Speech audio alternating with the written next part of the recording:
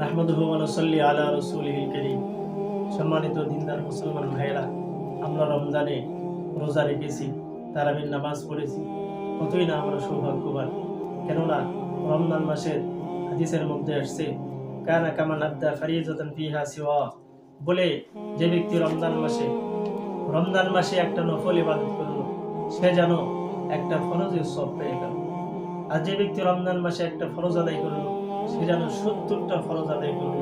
তার মানে কি, নফলের কত সব, একটা নফল নামাজ যেটা পড়লে সব হয়, কিন্তু রমজান মাসে আমরা যদি নফল নামাজ পড়ি, তাহলে এটা ফরজ করলে যেই সব, সেই সব আল্লাহ তাআলা দান করবেন সুবহানাল্লাহ।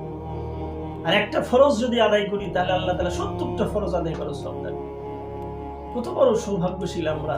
আল্লাহ তাআলা আমাদেরকে এত বেশি ভালোবাসেন, আল্লাহ তাআলা আমাদেরকে এত বেশি ইহসান করেছেন, দয়া করেছেন, এটা কল্পনা করা যায় না।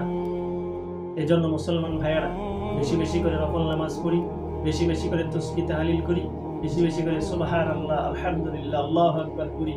রমজান মাস কোরআন নাজিলের মাস, এজন্য বেশি বেশি করে কোরআন তেলাওয়াত করি। আল্লাহ তাআলা খুশি হবেন।